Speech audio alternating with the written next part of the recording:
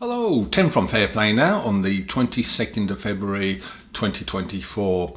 So I could go on about the latest round of craziness, the madness, etc. that's going on in the world. But I think instead of doing that, I'll make a change and just talk a little bit about expectations, I suppose failed expectations. This is coming because I suppose I'm reflecting on things a little bit. I've got a big birthday coming up next week, and it's what you tend to do, I suppose. And I don't know about you, I was a child of the late 60s, 70s and very early 80s, basically. And a kid growing up then, yeah, we were given pretty high expectations.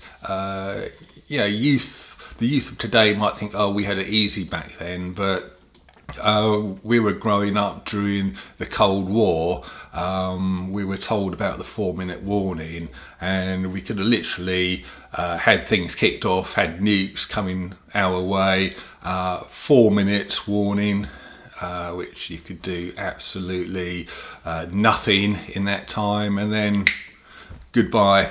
And that is how we grew up. But we did have these expectations.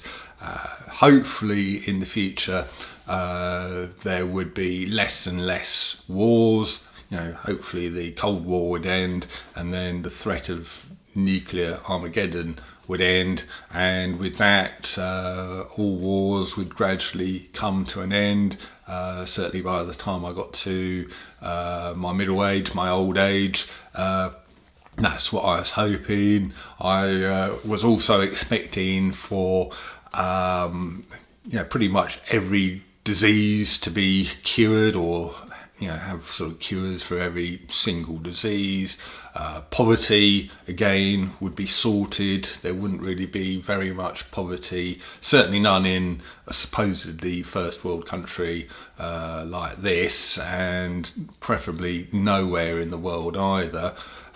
So I was expecting that. And then I was also expecting a world of plenty, a world of some fantastic sort of fresh food available everywhere without any kind of adulteration to it. I was expecting very, very high standards in everything, really: healthcare, food, education, and everything. Travel. I was expecting us to, carry on with the jet age and then going into the space age. All kinds of wonderful technology, etc. And it hasn't quite turned out like that, has it, really? I'm going to pop up a meme in a minute, which, now, which really kind of shows how things are. So obviously the meme says, imagine what how luxurious air travel is going to be in 50 years' time. And then, isn't that right? You get a sort of a drink and a naff plastic cup and a silly little snack, little pretzel or something, and that's about it, isn't it, really? And that kind of goes for so many other areas as well, doesn't it? So it's all pretty disappointing, really, isn't it? So what I'm going to do, I'm going to run through a few other memes and carry on sort of for a bit of fun, really. And then I've got a few shout outs of some events coming up which you might be interested in as well. So let's carry on to the next meme. The biggest mistake you can make with us conspiracy theorists is that you think we want to be right. Believe me, we wish we were wrong. And ain't that the truth? I've come out with all of this stuff that I go on about, that other people in the Truth and Freedom movement go on about, and really, really, really wish we were wrong. Hope we are wrong, but somehow, looking at all the evidence properly, I don't think we are wrong. Moving on to the next one. This is quite good. I don't like this episode of Black Mirror. Help, get me out of here. Doesn't that sum up the last 4 years? Just a very, very long episode of Black Mirror it's been, isn't it? By the way, if you're from abroad or something and you don't know what Black Mirror is, it's like I think it was pretty sure it's a British-made series of kind of dystopian near future. So we'd be transported in each episode into the near future, and all of these really weird things would happen. So you can see how apt that sign is there. So on to the next one. Don't mind us. We're just burning hundreds of gallons of jet fuel to de-ice this clean energy wind turbine. And again, all of this green stuff is just ridiculous, isn't it? This net zero stuff. So much hypocrisy and contradiction going on there, isn't there? Not only with stuff like that, but we've got electric vehicles where the mining for the lithium and everything else that you have to put into the EV batteries is so incredibly un-environmentally friendly. And disposing of the batteries, etc., at the end of their lives is also extremely un-environmentally friendly. And when you consider how clean modern petrol and diesel engines are these days, and how really unclean electric powered vehicles are we really getting any kind of saving at all? I don't think so. This is an amusing one. We tell them everything we do and they still don't believe it. Well, if you don't know what I'm talking about there is this theory borne out by lots of predictive programming and so many other weird and wonderful things that the powers that shouldn't be have got this weird little rule of theirs that they can't inflict all of the bad stuff on us without our consent. So they kind of tell, for want of a better word, us what they're going to do in a slightly roundabout, slightly hidden way, and then they can then say, well, there's not going to be any karma coming back on us because we did tell you, you didn't do anything about it, that means you gave us your tacit consent, and that absolves us from any kind of karma, negative karma on us. So that is not the way I think, the way these sort of Muppets think. And this kind of sums it up. And when you do try and tell people sort of stuff, they call you a crazy conspiracy theorist, and you sort of say, well, they're telling us, they've literally told us in these documents here, and this sort of evidence over here, and then people still don't believe you. They still think you're crazy. So that is one of the more frustrating things of being basically a truther, isn't it? Here's a funny one as well. This is the last one. Doc, why does no one ever test positive for the old variants after a new one is announced? And then the doctor just says, it's best if you don't ask too many questions.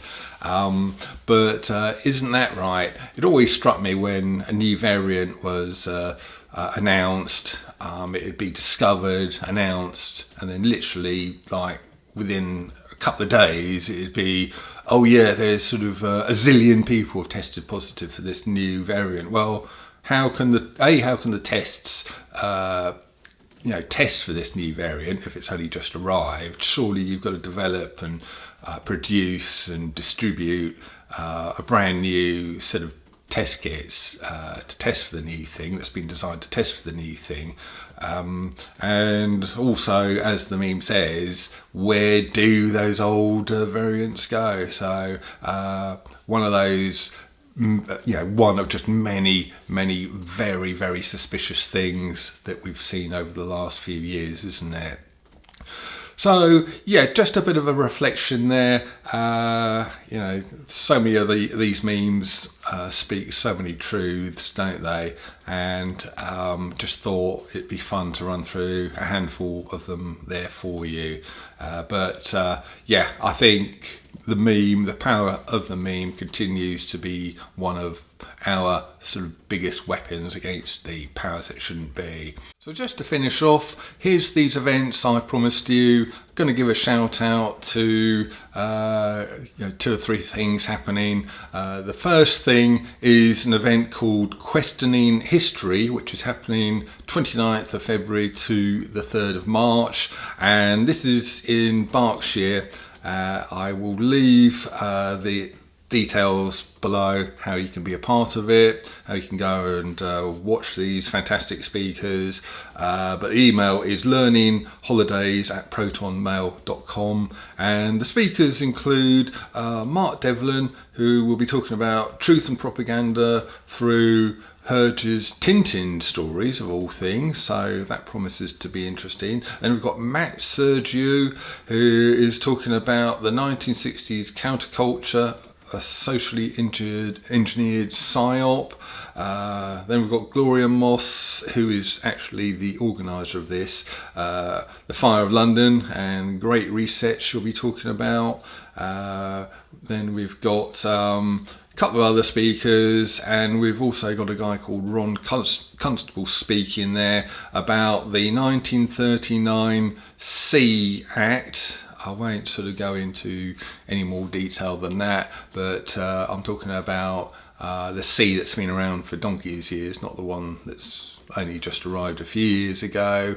And there's believe it or not, an Act of Parliament from 1939 that only allows for 3 different things to be used against that particular sea, and nothing else can be advertised. And really you have to ask yourself the question why, but I'm sure he will be answering that question, or at least shedding a lot of light on that question for you.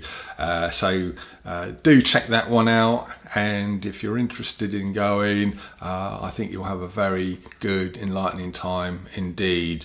Unfortunately, I can't go to that one myself. I've got other stuff going on, not least of which is the second event that I'm going to give a shout out to.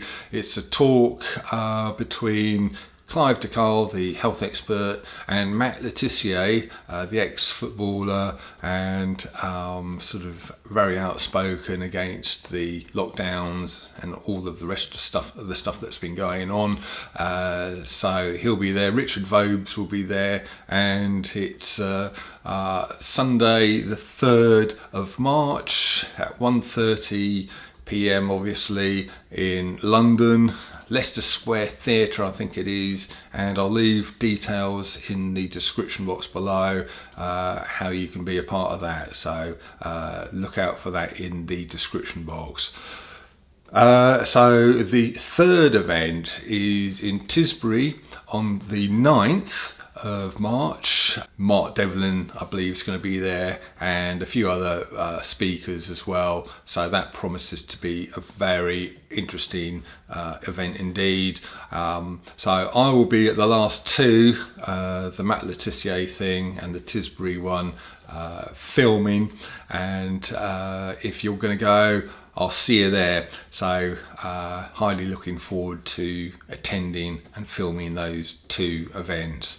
And shout outs complete. If you're interested in any of them, like I say, do check out the show notes below here in the description box, and it'll be well worthwhile attending. So I'll leave it there. Back soon. Tim from Fair Play now. Thanks for watching.